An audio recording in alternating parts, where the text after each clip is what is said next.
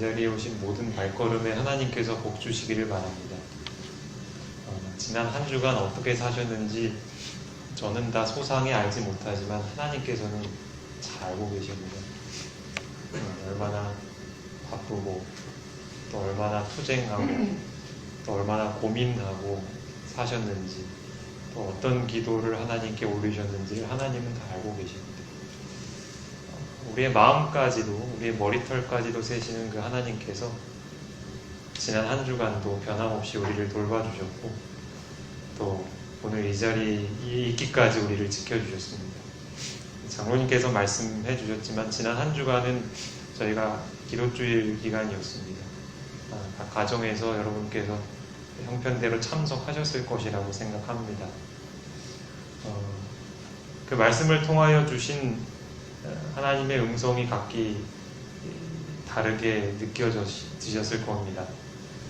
어찌됐든 그 말씀 귀히 받아들이시고 이제 다가오는 새해는 하나님의 뜻대로 살고자 결심하는 우리가 되었으면 합니다. 이제 오늘 말씀을 좀 드릴 텐데 오늘은 화면에 있는 것처럼 그 요한복음 14장 7절로 14절에 있는 말씀을 통해서 함께 묵상하고 어떻게 우리 삶에 실천할 수 있을지를 함께 생각해보고 나누는 시간을 갖도록 하겠습니다. 지난주에도 그랬던 것처럼 이 본문에 대한 성경 연구 영상은 제가 어제 그 유튜브를 통해서 올려놓은 영상이 있습니다. 그래서 혹시 그것을 못 보신 분이 계시다면 그것을 나중에라도 함께 좀 시청해 주시면 감사하겠습니다. 본문의 말씀을 좀 읽어보도록 하겠습니다. 7절부터 14절에 있는 말씀인데요. 우리 교독을 하도록 하겠습니다. 제가 7절을 읽고 그 다음 교우님들이 8절을 읽고 이런 방식으로 함께 교독하도록 하겠습니다. 너희가 나를 알았더라면 내 아버지도 알았으리로다. 이제부터는 너희가 그를 알았고 또 보았느니라.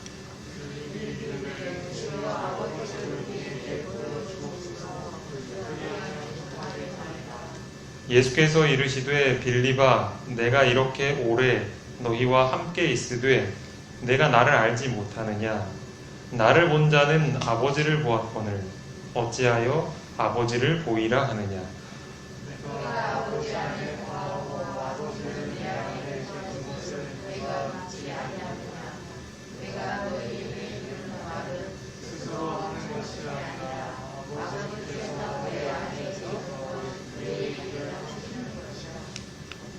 네, 11절입니다. 내가 아버지 안에 거하고 아버지께서 내 안에 계심을 믿으라. 그렇지 못하겠거든 행하는 그 일로 말미암아 나를 믿으라.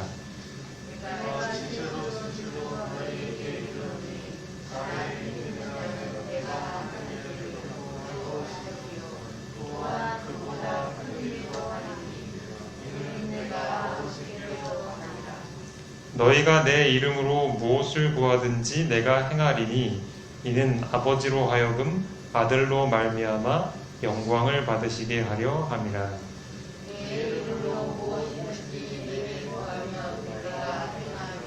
예, 감사합니다. 우리 본문 말씀을 간단히 좀 설명을 드린 후에 묵상을 하도록 하겠습니다. 7절부터 보시면 이제 그 앞서서 6절에 보시면 그 유명한 성경절이 나오잖아요. 내가 곧 길이요 진리요 생명이니 나를 통해서만 아버지께 갈 수 있다. 그 얘기가 이제 6절에 나왔었어요. 그리고 나서 이제 이어지는 게 7절입니다.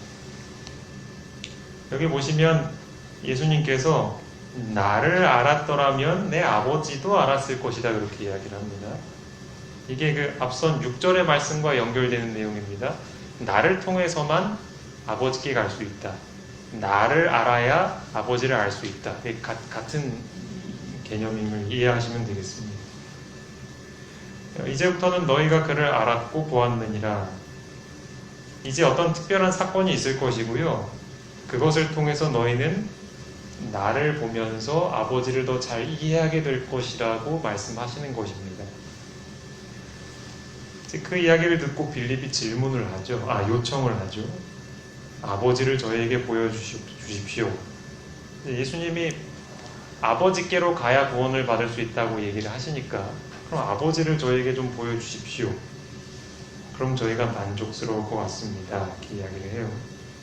그러시자 9절에 예수님이 대답을 하시는 거예요. 빌립아, 너 나랑 오랜 시간 동안 같이 있지 않았냐? 그런데 어째서 아버지를 너에게 보여달라고 요청을 하느냐?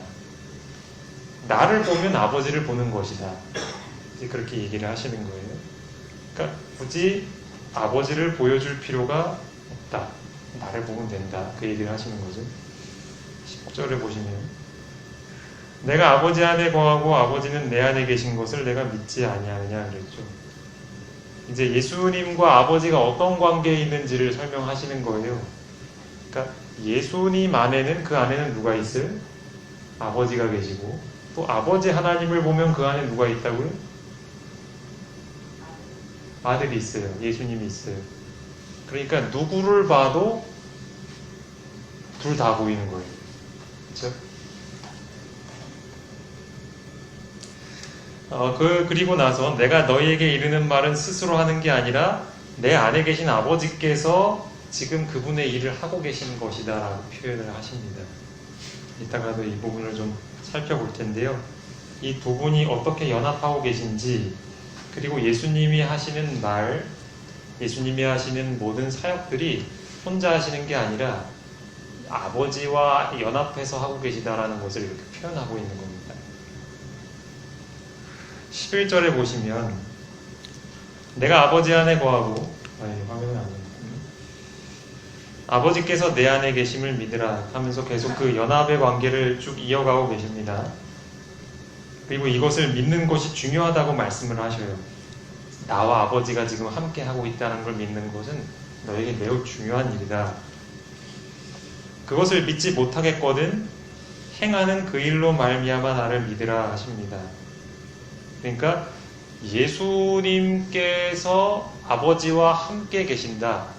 예수님이 아버지께서 보내신 분이다 라는 것을 믿을 수 있는 증거가 있는데 그게 뭐냐 하면 예수님이 하시는 일을 보면 알 수 있다는 거예요.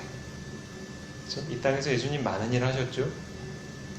인간은 할 수 없는 놀라운 기적들도 행하셨고 또 랍비들이 가르치는 교훈과는 전혀 다른 들으면 사람들을 깨우치고 각성하게 하는 그런 말씀도 전하셨잖아요. 그러니까 그런 일들을 보면 아, 이분이 보통 분이 아니구나.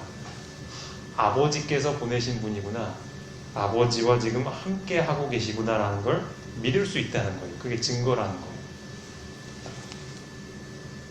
12절을 보시면 예수님께서 강조하실 때 자주 쓰시는 표현이죠. 진실로 진실로 너에게 이르노니 나를 믿는 자는 내가 하는 일을 그도 할 것이다. 그러니까 이제 예수님께서 아버지와 함께 일을 하실 때 아주 놀라운 일들을 하신 것처럼 그 예수님을 믿는 사람도 누구처럼 일한다고요? 예수님처럼 일하게 될 것이다. 그리고 심지어는 그 예수님보다도 큰 일을 할 것이라고 약속을 하십니다. 근데 그 이유는 뭐냐면 내가 아버지께로 가기 때문이다. 이거 자주 제가 말씀드렸죠. 그렇죠? 예수님께서 아버지께로 가신다는 표현. 13절 너희가 내 이름으로 무엇을 구하든지 내가 행할 것이다. 아마 이 기도에 대한 말씀 물론 많이 들으셨을 거예요. 기도의 응답이 확실하다. 예수님께 무엇을 구하든지 행할 것이래요. 어떤 기도도 응답될 것이란 얘기죠. 아주 놀라운 이야기입니다. 그렇게 행하시는 목적은 뭐냐 하면 그 일을 통해서 아버지께서 영광을 받으시기 때문에 그런 거예요. 네. 그리고 14절에 다시 한번 그것을 반복하십니다. 무엇이든지 구하면 내가 행할 것이다. 다시 한번 기도 응답을 약속하십니다. 이제 묵상을 좀 해볼 텐데 그 질문을 좀 이렇게 보도록 하겠습니다. 오늘도 제가 4가지 질문을 좀 여기다가 넣어 놓았는데요. 1번을 보겠습니다. 제자들이 오랜 기간 예수님을 따랐음에도 아버지를 보여달라고 할 만큼 아버지에 대한 지식이 없었어요. 그렇죠? 그 정도 따라다니면 알만도 한데 예수님은 너희가 아직 모르고 있다 그렇게 말씀하셨거든요. 제자들이 그렇게 오랜 기간을 따름에도 불구하고 아버지도 모르고 아들도 잘 몰랐던 그 이유가 도대체 뭐였을까? 그것을 한번 생각해 보시기 바랍니다. 두 번째, 예수께서는 아버지를 보여달라고 빌립이 요청을 했을 때 나를 본 자는 아버지를 보았다 그렇게 말씀하셨어요. 마찬가지로 빌립처럼 이 시대에도 세상 사람들은 이렇게 요청을 합니다. 보이지 않는 하나님 좀 보여달라고, 기적이라도 좀 행하게 해달라고. 만약 누군가가 우리에게 그렇게 요청을 한다면 나는 그리스도인으로서 그 사람들에게 뭐라고 대답을 해줄 수 있을까? 그걸 한번 좀 생각해 보시면 좋겠습니다. 3번입니다. 이 땅에서 예수님께서 하신 가르침과 봉사는 모두 그분 안에 계신 아버지의 일을 하는 것이었습니다. 아까 말씀에도 그렇게 나와 있었죠. 만일 우리가 이 모본을 따른다면 내 안에 아버지께서 계셔서 그분의 일을 하신다는 건 도대체 어떤 의미일까요? 그렇죠? 우리도 예수님의 모본을 따른다면 우리도 똑같이 그런 말을 할 수 있어야겠죠. 지금 제가 하는 일은 제가 하는 게 아니라 제 안에 계신 아버지께서 하시는 겁니다. 이렇게 말을 할 수 있어야 될 거 아니에요. 그렇죠? 그렇다면 그게 도대체 실제적으로 무슨 의미일까? 그걸 한번 좀 생각해 보시자면 4번입니다. 내 이름으로 무엇을 구하든지 내가 행할 것이다. 14절에 이렇게 약속을 하셨는데 그렇다면 사실 우리가 이건 너무나 많이 들어왔거든요. 어떻게 하면 우리의 드리는 모든 기도가 응답이 될 수 있을까? 정말 그게 가능한 일일까? 그 부분을 한번 좀 생각해 보시겠습니다. 우리 시간을 좀 드리겠습니다. 우리 조용한 찬양을 틀어드릴 동안에 이 질문에 대한 답을 한번 좀 여러분 찾아보시고 우리 생각하신 후에 함께 좀 이 묵상을 나누는 시간을 좀 갖도록 하겠습니다. 아마 4가지 질문을 다 해결하기는 좀 어려우실 것입니다. 짧은 시간이기 때문에 그 중에 이제 하나라도 좀 생각해 보시라고 시간을 좀 드렸습니다. 제가 한번 여쭤보겠습니다. 필요하신 분 제가 이 마이크를 좀 전달해 드리겠습니다. 1번 질문. 오랜 기간 동안 예수님을 따른 제자들도 아버지를 보여달라고 할 만큼 아버지에 대한 지식이 없었던 그 이유는 도대체 뭘까? 입니다. 혹시 이 1번 질문에 대해서 좀 함께 생각을 나누실 분 계십니까?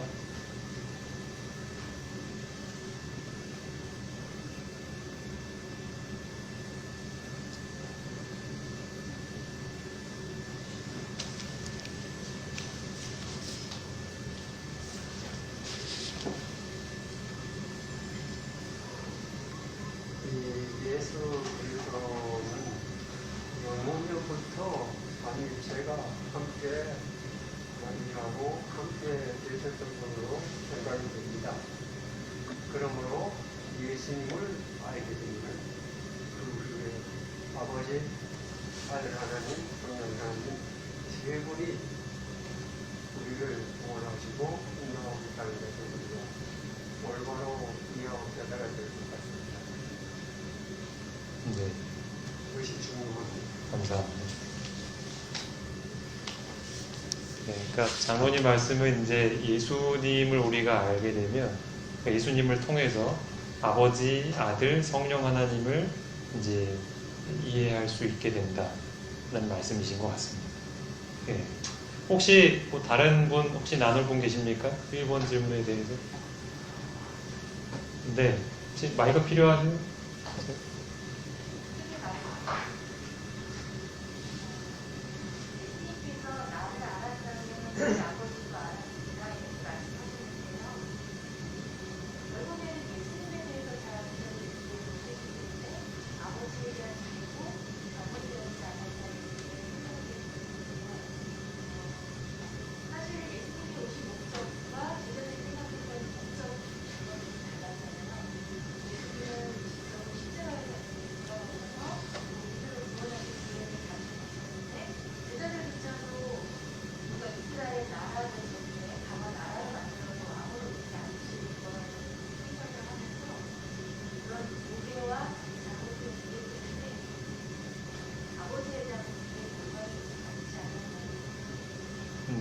그러니까 우리 사모님 이 말씀은 그러니까 제자들이 가지고 있었던 예수님에 대한 이해가 이제 잘못되었기 때문에 그래서 잘못 이해했을 것이다 이렇게 말씀하신 것 같습니다. 혹시 더 있으신가요? 1번 질문에 대해서 나누실 분? 네. 없으시면 2번으로 넘어가겠습니다.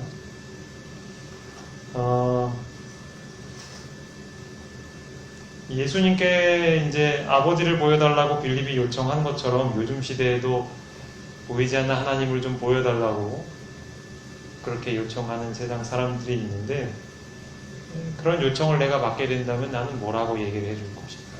그런 질문입니다. 혹시 이번에 대해서 혹시 좀 이야기 나눌 분 계십니까?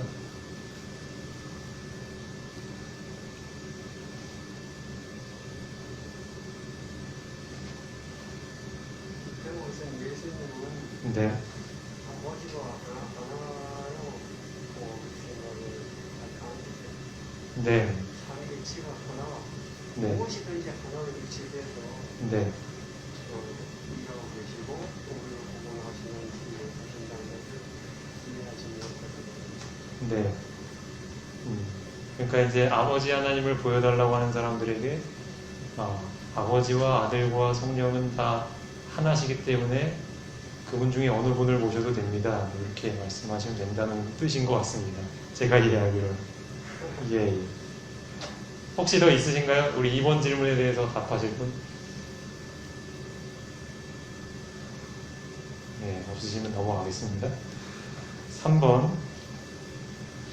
이 땅에서 예수께서 하신 가르침과 봉사는 모두 다 아버지의 일을 하는 것이었죠.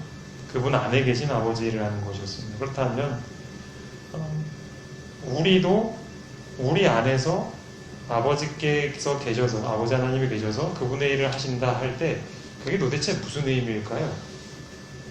내 안에서 아버지께서 일하신다. 하나님께서 일하신다. 그게 도대체 우리 삶에서 구체적으로 뭘 가리키는 걸까요? 혹시 이것에 대해서 말씀하실 분 계십니까?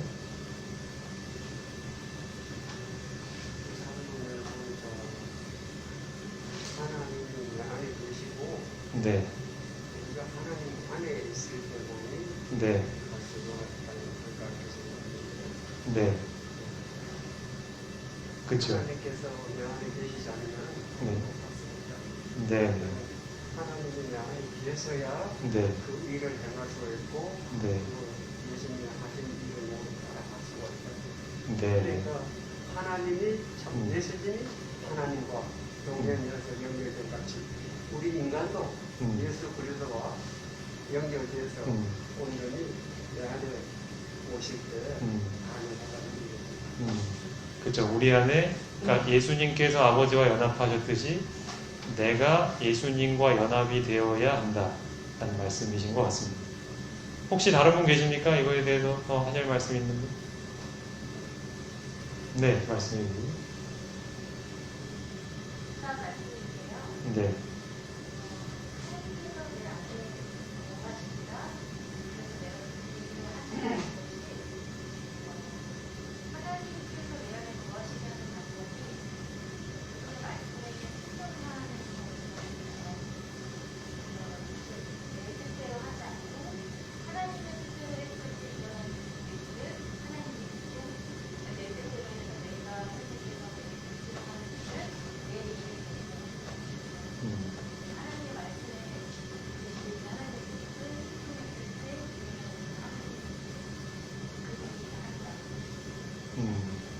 예, 그러니까 사모님 말씀은 하나님의 일을 하는 것은 하나님의 뜻대로 일을 하게 될 때 그게 바로 하나님의 일을 하는 것이다.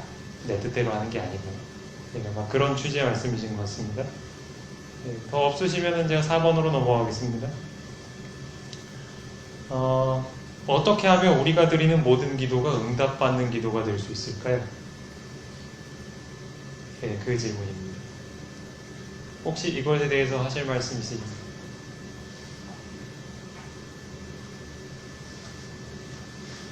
여기도 보면은 너희가 내 안에 있고 내가 너희 안에 있으면 무엇이든지 구하는 대로 구하라. 그래서 네. 이루리라. 네. 네. 그렇죠. 그러니까 장로님 말씀은 너희가 내 안에 있고 내가 너희 안에 있으면, 그러니까 예수님과 우리 사람이 연합이 되면 그 사람이 드리는 기도는 이제 응답이 된다라는 그런 말씀이신 것 같습니다. 혹시 더 하실 말씀 있으십니까? 넘어가겠습니다. 예. 네, 감사합니다. 제가 이렇게 자꾸 질문을 드리는 이유는 우리가 이제 스스로 한번 좀 생각을 해보자는 의미에서 이렇게 질문을 드리는 것입니다. 그러니까 뭐 한 번을 말씀하시든 네 번을 말씀하시든 생각나는 대로 말씀을 하시면 더 유익이 될 것입니다. 저의 묵상을 좀 간단히 나누겠습니다. 먼저 1번 질문에 대한 제 생각입니다. 아까 해주신 말씀하고도 좀 비슷한데요. 아버지를 모른다라고 하는 것, 아버지 하나님을 모른다고 하는 것은 이제 아들 하나님을 모른다라고 하는 것이죠. 예수님도 그렇게 얘기하셨죠. 왜냐하면 아들이든 아버지든 똑같으시니까요. 물론 오랜 기간 동안 또 가장 가까이에서 예수님의 활동을 가장 많이 지켜본 사람들이었습니다. 근데 그렇다고 해서 예수님을 잘 이해하는 건 아니에요. 우리하고 좀 많이 비슷할 수 있습니다. 뭐 어떤 점에서 비슷하냐면, 우리가 신앙생활을 오래 하고 교회에 오래 다니고 뭐 그렇다 하더라도 아버지와 아들을 잘 모를 수 있습니다. 저는 그 부분에서 좀 많이 제자들과 비슷하다고 생각해요. 그래서 저는 이 답을 좀 찾아보고 싶은 것입니다. 제가 발견한 답은 이것입니다. 이것이 뭐 정답이 아닐 수도 있지만 제 생각을 말씀드리면, 제자들이 아들을 잘 이해하지 못하는 가장 큰 장애 요인은 선입견 때문이 아닐까 생각합니다. 선입견, 그러니까 어떤 것에 대해서 딱 내 생각이 정해져 있는 거예요. 제가 한 예를 이제 들어드릴 텐데요. 어떤 사람이 이제 물고기를 낚시를 하고 있었습니다. 그런데 물고기 낚시를 하는데, 보통 사람들은 큰 생선 잡으면 좋아하잖아요, 물고기. 근데 이 사람은 큰 물고기를 잡으면 다 버리는 거예요. 그리고 작은 물고기만 잡는 거예요. 그래서 그걸 옆에서 지켜보던 사람이 이상해가지고 물어봤어요. 당신은 왜 큰 물고기는 버리고 작은 물고기만 잡으시오? 그랬더니 그 사람이 하는 말이, 내가 지금 이 생선 요리를 하려고 프라이팬을 가지고 왔는데 이 프라이팬 크기가 요만해가지고 요 안에 들어가는 것만 필요해요. 그래서 큰 건 다 버린다는 거예요. 네. 어찌 보면 이게 참 어리석은 거예요. 그렇죠? 이게 제가 말씀드리고 싶은 건 뭐냐면, 사람들은 자기의 생각의 틀 안에서 정말 그렇구나 라고 맞는 생각만 받아들이고 아닌 것 같은 건 버려요. 그게 진짜인지 아닌지를 생각해 볼 여지도 없이. 그렇죠? 근데 그게 우리도 다 그런 거예요. 우리도 에이 그런 게 어딨어 하고서는 우리도 진짜를 거절할 수 있다는 거죠. 제자들도 그랬다는 거죠. 그래서 예수님을 아무리 많이 쫓아다니고 그분 하시는 일을 많이 봐도 다 온전히 이해를 못하는 것입니다. 그러니까 우리도 그거를 인정해야 하겠는데요. 나도 신앙생활을 오래 했지만 여전히 진리를 이해하는데 더디구나. 왜냐하면 우리도 우리의 생각의 그런 틀을 그게 완전히 옳다고 생각을 하거든요. 심지어는 그래서 성경 말씀도 그 틀에 맞지 않으면 안 받아들이거든요. 그런 우리도 사고방식을 가지고 있다는 사실을 인정해야 하겠습니다. 그렇기 때문에 우리가 갖고 있는 그 생각의 틀을 깨기 위해서 성령 하나님의 도우심이 필요한 거예요. 우리가 매일 성경을 읽는 동안, 설교를 듣는 동안 성령께서 그 틀을 깰 수 있도록 도와주시는 거거든요. 그래서 특별히 여러분 매일 성경을 읽으실 때 그 부분을 좀 생각해 주시면 좋겠습니다. 어떤 나의 잘못된 틀 때문에 하나님을 잘못 이해하지 않게 해달라고 기도하시면서 성경을 연구하시면 좋을 것 같습니다. 2번에 대한 제 생각을 좀 함께 나누겠는데요. 저도 이런 질문 많이 받아봤고 또 저도 그런 생각 해본 적이 있습니다. 사람들이 그래요. 아주 핑계를 이것으로 잘 대는데 나 하나님 안 보여서 못 믿겠다. 하나님이 살아계시면 나한테 이런 기적 좀 보여달라 그러면서 내가 그거 보여주면 내가 교회 가겠다. 그런 얘기를 들어보셨을 거예요. 그러고 이제 순간 어떤 생각이 드냐 하면 막 내가 진짜 하나님이 돼가지고 그 기적을 막 보여주고 싶다는 충동이 막 들기도 하고 그랬어요, 옛날에. 근데 이제 하나님을 볼 수 있는 방법은 제자들 시대나 지금 시대나 사실은 똑같습니다. 우리 장로님께서 말씀하신 것처럼 예수님을 보면 돼요. 예수님을 보면. 그러니까 제자들 시대에는 사람의 모습으로 오신 예수님을 보면 하나님을 알 수가 있었어요. 그게 방법이었어요. 근데 이제 문제는 뭐냐면 지금 예수님이 우리 곁에 계시지만 안 보인다는 거예요. 그게 문제죠. 그럼 우리 어떻게 해야 될까요? 어떻게 예수님을 볼 수 있죠? 네. 예수님에 대해서 증거하고 있는 기록된 성경을 보면 되는 거예요. 그리고 그 성경을 통해서 또 읽다가 잘 이해 못하고 오해할까봐 누가 또 도와주셔요? 성령께서 도와주시는 겁니다. 진리를 가르쳐 주시는. 그리고 우리에겐 예수님을 볼 수 있는 아주 좋은 참고서도 하나 있잖아요. 시대의 소망이라는. 그러니까 이런 것들을 통해서 우리는 예수님을 볼 수 있는 거예요. 그렇죠? 그러니까 누군가가 우리에게 그런 얘기를 한다면 우리는 당연히 뭘 소개해 줘야 되는가? 지금 이 시대에는 예수님을 볼 수 있는 가장 좋은 책은 성경이니 성경을 읽어보십시다. 이렇게 이런 쪽으로 사람들을 이렇게 가르쳐 줘야 된다는 것이죠. 근데 이제 또 하나 생각해 봐야 될 게 있는데 그게 뭐냐면 예수님께서는 그러셨잖아요. 아버지를 보여달라 하시니까 나를 봐라 그랬잖아요. 나를 봐라. 나를 보면 알 수 있다. 사람들이 하나님 좀 보여주시오 하면은 우리가 성경을 물론 제시해야 하지만 그 성경으로 가기 위해서는 사실 징검다리가 필요해요. 왜냐하면 지금 이 세상은 너무나 어두워져서 성경을 바로 읽는다고 해서 이 성경을 이해하기가 참 어려운 시대가 됐긴 했어요. 그러니까 우리도 예수님의 모본을 좀 따라야 합니다. 그러니까 그게 무슨 말이냐면 사람들에게 나를 보라고 해야 돼요. 나를 보라. 그러니까 예수님도 아버지와 완전히 연합하셔서 아버지를 보여주셨잖아요. 그리고 아버지를 보여달라고 하는 사람에게는 나를 보시오 이렇게 말씀하셨잖아요. 그러니까 우리도 그런 사람이 돼야 되는 거예요. 예수님과 온전히 연합한 사람이 내가 먼저 되고 그리고 아버지를 보여달라는 사람이 나타나면 저를 보십시오. 완전히 보이지는 않겠지만 그래도 조금이라도 보이지 않겠습니까? 이렇게 나를 소개해 줄 수 있을 정도의 사람으로 준비가 되어야 하지 않겠습니까? 이해가 되시나요? 내가 하는 말, 내가 하는 행동, 어떤 표정 이런 것들이 좀 더 예수님을 닮고 하나가 되면 우리도 예수님처럼 나를 보라고 이렇게 제시해 줄 수 있는 그것이 좀 우리에게 필요하지 않겠나 하는 생각이 듭니다. 세 번째에 대한 생각을 좀 나누겠습니다. 과연 아버지께서 내 안에 계셔서 일을 하신다는 것은 실제적으로 무슨 의미일까? 이게 사실은 머리로는 이해가 될지 몰라도 생소한 개념일 수 있습니다. 근데 저는 이것을 주인과 종의 관계로 좀 이해를 했습니다. 바울도 이런 비슷한 얘기를 했거든요. 종들에게 권면할 때 내가 자유자이지만 그러니까 자유로운 사람이지만 종처럼 살기로 선택할 수 있다. 그리고 너희들이 아무리 종이라고 할지라도 종의 신분으로서도 자유한 사람처럼 살 수 있다. 그런 얘기를 했거든요. 종이라는 것은 중요한 개념은 주인에게 항상 물어요. 그리고 그대로 따르는 거죠. 그게 제일 중요하죠. 근데 우리에게는 하나님께서 자유의지라는 걸 주셨어요. 우리가 선택할 수 있는. 하지만 내가 하는 일이 내 안에 계신 주인이 되시는 아버지께서 하는 일이 되려면 우리도 아버지와의 관계가 그렇게 돼야 된다는 거죠. 그러니까 매 순간 물어야 해요.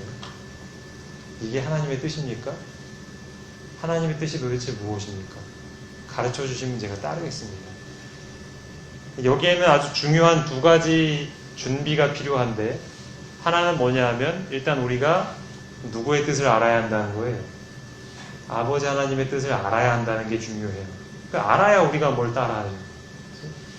두 번째는 뭐냐면 무엇이든지 아버지께서 말씀하실 때 순종할 수 있는 겸손함이 필요해요. 그렇죠? 우리가 누가 우리에게 어떤 일을 시킬 때 그게 마음에 안 들면 우리가 거절할 수도 있잖아요. 그렇죠?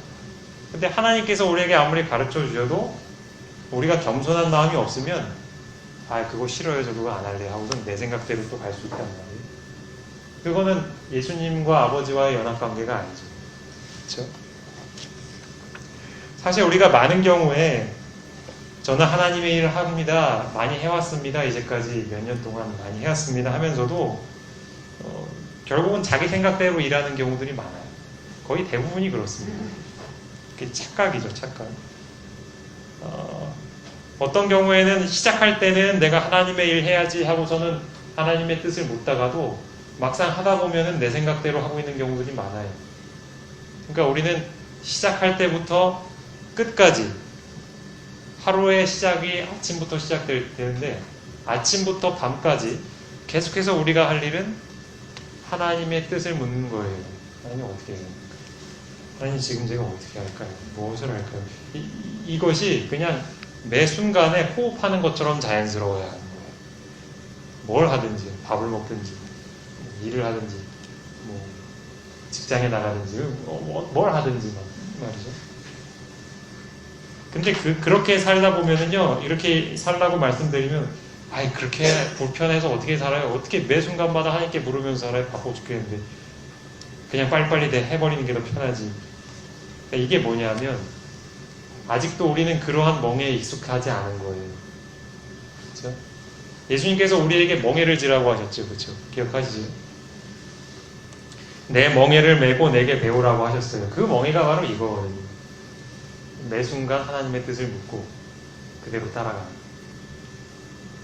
그러니까 우리가 이 삶을 살게 되면 뭐가 좋으냐가 하면 순종하는 우리 입장에서도 쉼을 누릴 수 있어요. 예수님께서 그렇게 말씀하셨거든요. 내 멍에를 메고 배우면 쉼을 얻을 것이라. 그리고 우리가 하나님의 뜻대로 그대로 매 순간 따라가게 되면 예수님께서 하신 것처럼 아주 놀라운 일들이 많이 생깁니다. 그게 내 능력이 뛰어나서가 아니라 아버지의 능력이 나를 통해 흘러나갈 거예요. 그게 바로 예수님께서 사셨던 삶이죠. 그리고 우리도 그렇게 살아야 하고요. 네. 마지막으로 4번 질문 좀 생각해 보겠습니다. 사실 모든 사람들이 기도를 할 때 다 응답되기를 바라면서 기도를 하죠. 근데 내가 원하는 것을 하나님이 다 이루어주시기를 바라면서 기도합니다. 사실은. 근데 그 반대가 되어야지 100% 응답을 받을 수 있어요. 왜냐하면 하나님의 뜻이 이루어지기를 바라는 마음으로 기도하는 거예요. 그렇게 되면 100% 응답 당연히 안 될 수가 없죠. 그렇죠? 자, 제가 오늘 질문을 드려볼까요? 오늘 점심 식사는 뭘 먹게 될까? 그거 누구 뜻대로 정해질까요? 집에서 요리하는 사람 뜻대로 정해지는 거예요. 나 이거 먹고 싶어요. 엄마 이거 먹고 싶어요. 얘기해도 엄마 그건 안 돼 하면 안 되는 거예요. 마찬가지로 우리가 하나님께 뭔가 기도해도 그것이 하나님의 뜻에 맞지 않는다면 그건 안 되는 거거든요. 그냥 그게 기도드리는 나에게도 유익이고 또 하나님께도 유익이기 때문에 그런 것입니다. 그러니까 단순하게 얘기하면 그런 겁니다. 하나님 뜻대로 기도해야 100% 응답받는 거예요. 근데 단순히 나는 그렇게 하기 싫은데 하나님의 뜻대로 구하라고 하니까 구해서가 아니라 전 정말 하나님의 뜻대로 되기를 바랍니다 하면서 그 바라는 마음으로 구하는 것, 그것이 바로 하나님께서 바라시는 거죠. 그리고 이 상태가 바로 뭐냐면 하나님과 우리가 완전히 연합된 상태예요. 하나님의 뜻과 내 뜻이 완전히 일치한 상태예요. 하나님이 좋아하시는 거랑 내가 좋아하는 게 일치된 상태예요. 그렇죠? 그렇게 되면은 정말 이 말씀대로 되는 거죠. 뭘 구해도 다 되는 거죠. 네. 이렇게 해서 좀 나눠봤습니다. 네. 이제 마지막으로 우리 적용과 실천을 좀 보겠습니다. 제가 두 가지로 좀 요약을 해봤는데요. 그럼 우리가 뭘 실천해야 하겠는가? 첫 번째는 매일 하나님의 말씀을 읽어야 하겠습니다. 그렇죠? 하나님은 우리가 당신과 연합된 삶을 살기를 바라시죠. 그리고 아까 말씀드린 것처럼 연합이라는 것은 그분의 뜻을 알고 그대로 살아가야 하는 거거든요. 순종하고.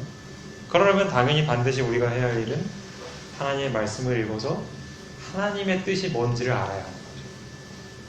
그리고 내 생각을 내려놓고 그게 필요하고요. 두 번째는 뭐냐면 그렇게 해서 알게 된 하나님의 뜻을 매 순간 실천하기로 선택하는 일이에요.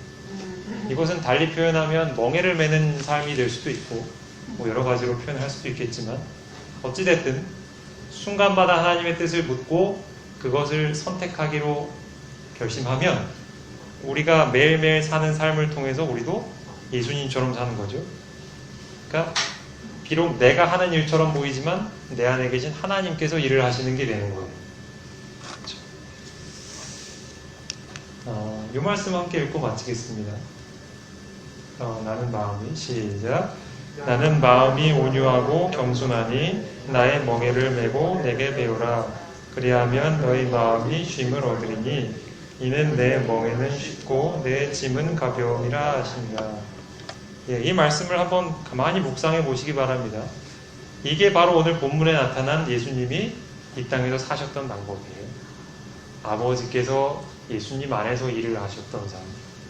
그래서 우리도 우리 안에 온유하고 겸손한 마음을 가지고 어떻게 하면 하나님의 뜻을 이루면서 살까가 우리의 삶의 가장 큰 목표가 될 때, 그럴 때 정말 놀라운 일들도 일어나고 진짜로 하나님의 뜻이, 하늘의 뜻이 이 땅에서 이루어지는 일들이 우리를 통해서 일어나게 되는 것이죠.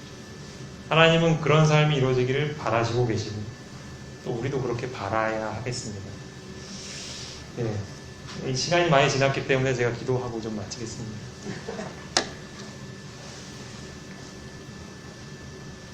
사랑의 아버지 하나님, 오늘 주님께서는 우리가 주님과 연합된 삶을 살기를 원하십니다. 그러기 위해서는 우리가 어떻게 살아야 주님과 하나가 되는 삶인지를 좀 배워야 하겠습니다. 돌아보건대 저희 삶은 사실 하나님과 완전히 하나가 되지 못한 채 오랜 동안 살아왔습니다.